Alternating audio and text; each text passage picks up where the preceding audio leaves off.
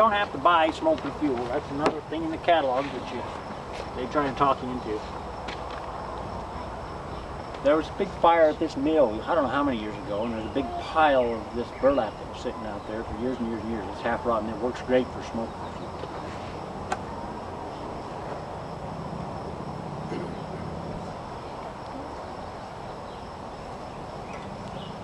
You can get burlap bags at Cal Ranch. They're used, they had coffee beans in them, $1 a piece.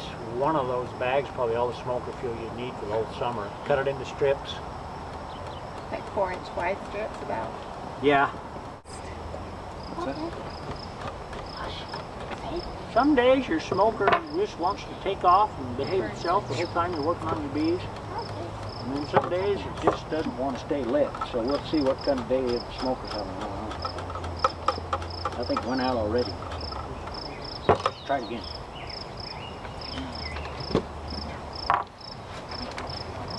Lisa? Lisa, where's the cow? Let's see, there's one in American Fork and one in Scotch. Yeah, it's like a farm country store, like IFA or something. We tried IFA though, they don't have these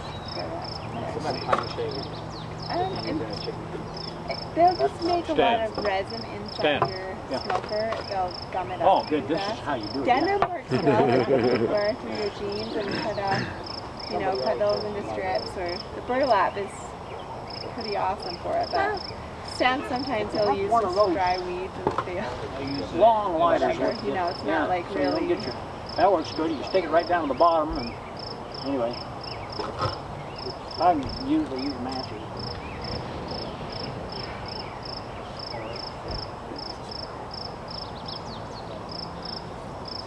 Is the smoker like absolutely necessary for most of the things you're going to do, or? Yeah, you need a smoker. So you'll find these milk share, and when you install packagers, you catch swarms that are pretty gentle.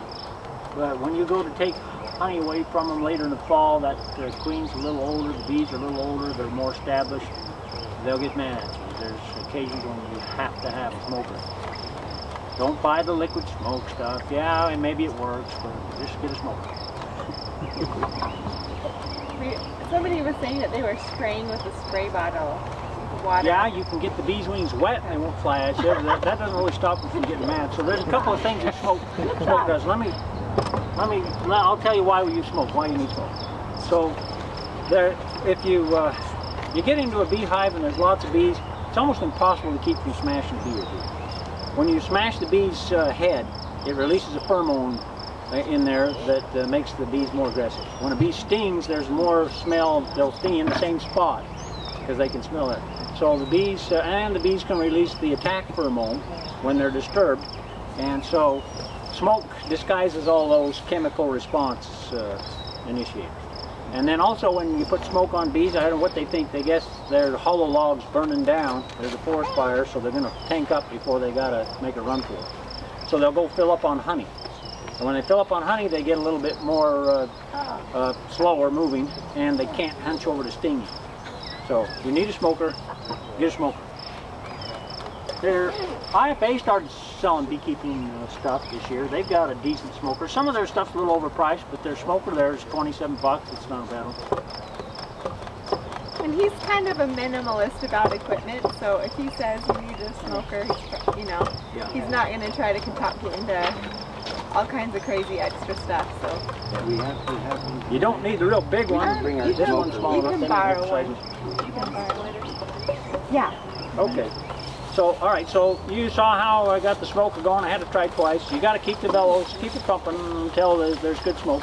You want smoke coming out. You can get it so there's flame coming out the end. Don't put it on your bees when you got flames. You'll singe their wings and burn them. So let the flame die for a second until smoke starts coming out. If you want cool smoke on the bees, not hot. How do you put it out? All right, so when you're done, when you put it out, get you some grass, some leaves or something like this. And then, so you're gonna need to do this because after you smoke your bees, you're gonna be moving them. You're right. You're gonna put your smoker in your car. You don't want to still on. Stick that in there like that. That'll set it down. And then put your smoker on its side. then it'll go out. That interrupts the draft from going up, the air that's on the side, so it won't go. So that's how you put your smoker out.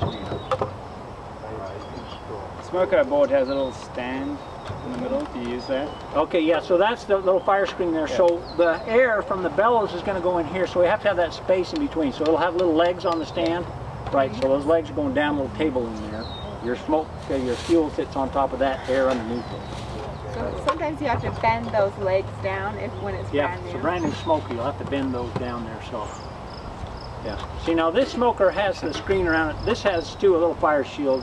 When you get a smoker, get one that has that skirt around it, because it can get hot. Cage or, Oh, so you don't burn yourself. yeah.